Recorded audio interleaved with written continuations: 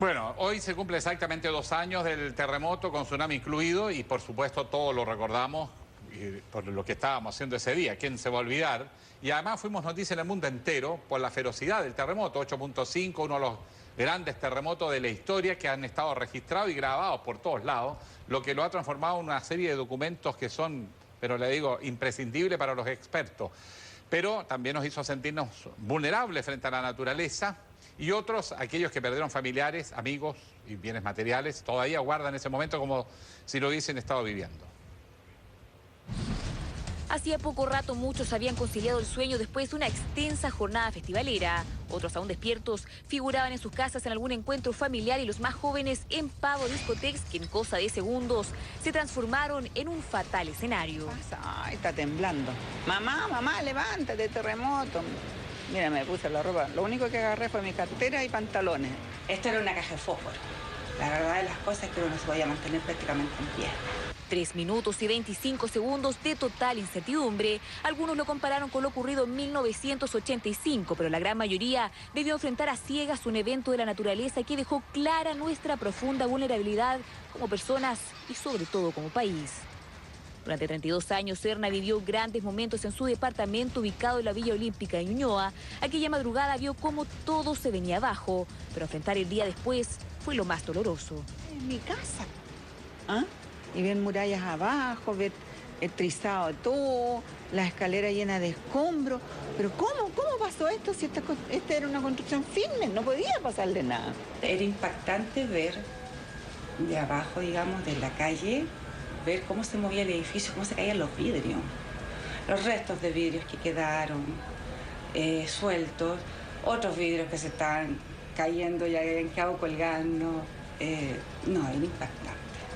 Y como si eso no hubiese bastado, la bravura de un mar que arrasó con viviendas y caminos que el fuerte movimiento telúrico no alcanzó a destruir.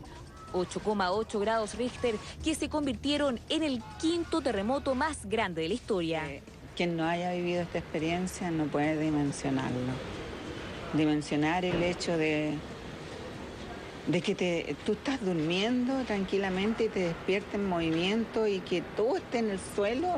Temor porque pudiera volver a ocurrir, pero tranquilidad al ver que después de tanto tiempo sus departamentos están siendo reparados y que finalmente son parte de una reconstrucción que nadie dijo que sería fácil. Con misas y velatones, los chilenos recuerdan aquella noche que marcó al país hace 2 años, en memoria de quienes perdieron la vida y en honor a otros que lo perdieron todo, pero con una vida por delante, la esperanza de que tarde o temprano verán sus hogares nuevamente de pie. ¿Y se avanza lento o se avanza rápido? Esa es la disyuntiva que se ha barajado estas últimas semanas frente al proceso de reconstrucción, que ha generado bastante polémica y que varía dependiendo del color político con que se lo mire. Sin embargo, la gente en la calle tiene una postura mucho más clara y radical de lo que uno piensa. Comenzamos enfrentando un terremoto bajo el mandato de la expresidenta Michelle Bachelet, pero la responsabilidad de reconstruir el país recayó en el actual jefe de Estado, Sebastián Piñera. El cabecilla de un gobierno que a solo semanas de la tragedia aseguró levantar casas y caminos, una tarea más difícil de la que ellos mismos pensaron. A 2 años de aquella fatídica madrugada, llueven las críticas al ver que familias completas pasarán otro invierno más hacinados en campamentos que se suponía eran de emergencia, pero que al pasar el tiempo se han convertido en un hogar permanente. Pero las dicotomías saltan a la vista, mientras el oficialismo califica que la reconstrucción ha sido de una rapidez sorprendente, la oposición lo califica como un proceso altamente deficitario. Todas las cifras indican que el avance real en materia de reconstrucción bordea escasamente el 11,7% y cifra que ha sido ratificada por instituciones de carácter académica. Los ministros y todos los que trabajamos en reconstrucción estamos permanentemente en terreno y eso es importante que lo sepan. Y de hecho, lo que sí a veces sorprende es que algunos van o asisten a los sectores más afectados solamente cuando se conmemoran fechas significativas. El presidente de la democracia cristiana, Ignacio Walker, prefiere ver el vaso medio lleno y reconoce que los avances existen, aunque no han sido los óptimos. Declaraciones que carecen de apoyo. Lo que yo he querido hacer, y lo reitero, es introducir un matiz. Yo sé que no es difícil, no es fácil introducir un matiz en política. ¿Y cuál es ese matiz? De entender que en un balance, en que uno considera cosas que funcionan mejor y otras que funcionan peor, hay avances significativos en materia de conectividad e infraestructura. Cuando no se es capaz de reconstruir, la línea gerencial de este gobierno sugiere: pasémosle plata a la gente para que busque dónde irse a vivir. En todas las áreas que uno evalúe, en conectividad e infraestructura, en vivienda, en educación y en salud, hay un abismo entre los datos que el gobierno da y los datos reales. Un verdadero espectáculo de dimes y diretes que poco aportan a la reconstrucción, del cual los chilenos también tienen algo que decir. Yo creo que el gobierno debería preocuparse más por la parte humana. Le da importancia a otras cosas y eso estamos dejándolo de lado. No, si no hay avance, hay puro show de parte del gobierno nomás. ¿Sí? Sí, no hay nada. No hay nada. Este es un gobierno títere. Mucho show. Y poca acción, parece. No.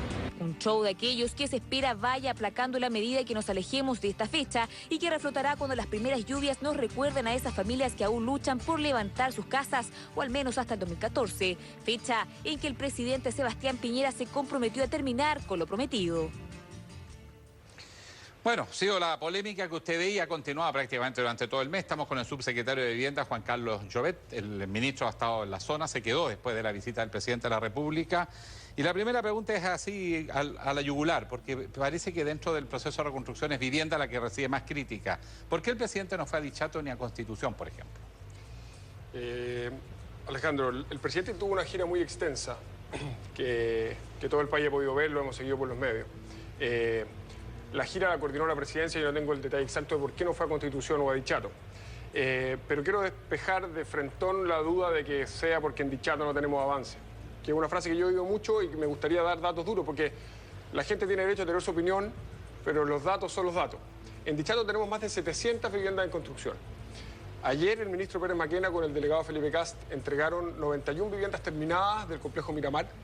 Tenemos en construcción otro complejo que se llama El Sauce, de más de 120 viviendas, que lleva un 60% de avance. Otro proyecto en el borde costero de departamentos, 130 departamentos. Al frente de la aldea del Molino, que es la aldea más grande, en la que hemos tenido muchas veces problemas, estamos ya construyendo un complejo de más de 200 viviendas, son 220, en que estamos...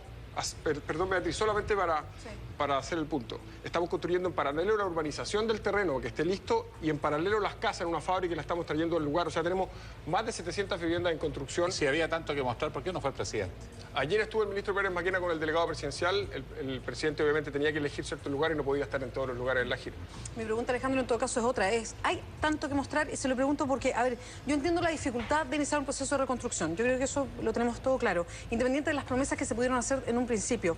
Pero si vamos a lo concreto, ¿cuántas son las casas en total? En Dichato usted decía 91 entregadas. ¿De un total de cuántas? Porque yo entiendo que hay algunas en construcción, pero las que están en construcción no están entregadas. El subsidio en papel no significa una casa todavía. Así es. Hay un número que la oposición y algunos críticos han usado mucho, que es el 10%. Sí. O 11%. Ese 10%, para que la gente entienda, lo que están calculando es decir, son las viviendas que efectivamente las familias tienen entregadas, sí, y son viviendas que se construyeron desde cero. ¿Okay? Y todo el resto de la reconstrucción le aplican un 0% de avance. Pero para mí la reconstrucción, yo entiendo que va por etapas, pero la casa entregada... Pero déjame explicarle, Beatriz, por qué es importante. Porque si nosotros tenemos una casa en construcción que tiene 90% de avance, faltan solamente las terminaciones, ¿usted cree que es razonable pensar que eso es 0% de avance? Una casa que está al 90%. Estoy de acuerdo, o las reparaciones. Pero es que el porcentaje es bien complejo, porque la persona busca ocupar su casa y que le digan, mira, si está en construcción, mira cómo van los ladrillos avanzando, ¿eso vale? Eso vale porque son pasos inevitables para llegar al desenlace final, que es tener la casa. No tenemos duda que falta. En ese 10% tampoco se cuentan las reparaciones. Tenemos 110.000 familias que terminaron con su casa después del terremoto con daños muy, muy serios. Hemos entregado 84.000 de 70 y tantas mil de esas viviendas reparadas completamente. Entonces, a esa familia que tiene su vivienda de vuelta, están habitándola, les vamos a decir que eso es 0% de avance, creemos que no es el número que corresponde. Ahora, yo quiero enfatizar, porque yo siento que la gente, vimos algunos testimonios de que la gente pone mucho énfasis en los números. Y yo creo que es verdad que a lo mejor nos hemos quedado mucho en la discusión numérica y hay algunos aspectos de la reconstrucción que son importantes de destacar. Usted señala y apunta algo. Alguien decía ahí, se lo quería preguntar directamente, ¿por qué alguien puede decir, no, esto es show? Yo creo que es la percepción de la gente. Yo vi que esas imágenes eran casi todas de gente que me dio la sensación que habían sido entrevistadas en Santiago, que muchas veces Sí, lo más probable que haya sido en Santiago. están lejos de la reconstrucción, y por lo tanto es una opinión que se forman a través de los medios. Nosotros estamos permanentemente en terreno y hay muchas familias que están muy agradecidas con el avance de la reconstrucción. Vimos al senador Walker, que reconoce que la reconstrucción ha avanzado en algunos aspectos de buena manera. Pero la reconstrucción, además de los números, a mí me gustaría enfatizar algunos aspectos que son importantes y que a lo mejor la gente no los ve. Primero, nosotros tomamos una decisión al principio del proceso, que fue darle a todas las familias la capacidad de elegir qué vivienda quería. Nosotros podíamos haber construido grandes complejos de vivienda, que era mucho más fácil y mucho más rápido, incluso más barato, y haber obligado a la gente a tomar esa vivienda y no darle alternativa. Nosotros optamos por darle a cada familia la posibilidad de elegir qué vivienda quería. Y eso obviamente hace el proceso mucho más complejo y mucho más lento. Y lo segundo que es importante, más de 50.000 familias tenían una vivienda en su terreno propio y perdieron esa vivienda. Y nosotros estamos reconstruyendo en cada uno de esos sitios, en las zonas rurales, en el centro de una ciudad, esta casa aquí, después 3 cuadras más allá, otra casa. Todos los sitios son distintos y cada familia eligió su vivienda. Entonces, la capacidad de elegir, la capacidad de mantener a las familias con el arraigo que tienen en su propio territorio, creemos que es muy importante.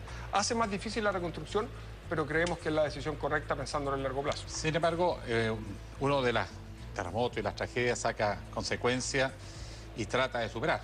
Y quizás una crítica es que en vivienda, a diferencia de otros sectores que se avanzó efectivamente más rápido, al comienzo, sobre todo el primer año, se perdió demasiado tiempo y fue un proceso bastante lento y burocrático. Es verdad que se agiliza, pero el año pasado, en la última parte del año, ahí como que encontraron un camino más eficiente.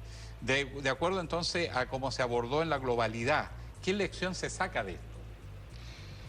Yo creo, Alejandro, que la primera parte de la reconstrucción, que a lo mejor se percibió como muy burocrática, es una parte que era esencial hacer y que era menos visible. Pero que tiene que ver con el ministro Pérez Maquena ha modificado un montón de cosas previo a hacer este reimpulso que se empezó a sentir este año. Durante todo el proceso de reconstrucción hemos estado siempre buscando la manera de hacer las cosas mejor. Yo creo que hay algunas cosas que se podrían hacer mejor. Por ejemplo, cuando yo le hablo de la capacidad de elegir de la familia, nosotros a cada familia en particular le dimos la capacidad de elegir qué vivienda quería. Y eso en las aldeas en particular ha complejizado el proceso. Porque si nosotros tenemos, por ejemplo, una aldea con 100 familias y le damos a cada familia la posibilidad de elegir, lo que nos pasa es que para terminar de erradicar una aldea necesitamos muchas veces terminar 6, 7 o más proyectos de vivienda porque distintas familias eligieron distintas soluciones. Lo que hemos hecho en algunos casos después, no los del principio, es que le hemos dicho a la aldea, organícense como comité y elijan, pero elijan con una votación y la mayoría elige el proyecto que quieren. Y por lo tanto, para sacar a una aldea, le damos la construcción a un solo proyecto y resolvemos el problema de la aldea. Otras simplificaciones que hemos hecho, por ejemplo, es que estamos, para poder construir el terreno de una familia que perdió su casa, antes pedíamos una serie de papeles que demostraran que ellas eran las dueñas de los títulos. Y muchas veces había títulos que no estaban regularizados, habían varios herederos que no se habían ordenado los papeles. Lo que estamos haciendo hoy día es que con una declaración jurada basta. O sea, hay cosas de trámites que a lo mejor a la gente no son visibles, pero que hemos ido desamarrando y simplificando de forma a avanzar más rápido. Subsecretario, tengo varias preguntas por Twitter y hay gente que vive allá y que se hace varias preguntas. Por ejemplo, Montserrat nos escribe desde Curicó y dice, por favor, ¿qué han hecho en Curicó? ¿Dónde va a vivir la gente ahora? ¿Cuántas casas han entregado en Curicó? Reclamando, obviamente, porque ella dice que en Curicó no se ve avance de reconstrucción. Yo, Beatriz, a ser franco, no tengo, imagínense, son más de 200 y tantas comunas, no tengo el dato exacto de Curicó. Encantado que después, a través de su cuenta, le podemos contestar el dato exacto, pero no tengo el dato exacto de Curicó. Lo que sí le puedo decir es que en todas las regiones del terremoto la reconstrucción avanza de acuerdo a lo planificado. Y eso es un plazo... Y solo una cifra, que yo creo que las cifras quedan. En Dichato ustedes decían se han entregado 91 casas y ya están listas. ¿Cuántas en Constitución están listas y ya entregadas? Hemos entregado 277 viviendas en Constitución. ¿Y cuántas esperan? Esperamos entregar más de 3.000. Ya, subsecretario. Pero hay varias que están en avance. O sea, esas casi 300 son las que están entregadas, pero hay muchas que están en proceso de construcción. Subsecretario, muchas gracias. No, gracias a usted. Muchas gracias. ¿Trajo de vuelta al ministro ya? Sí. Acaba de llegar del sur. Bueno, vamos.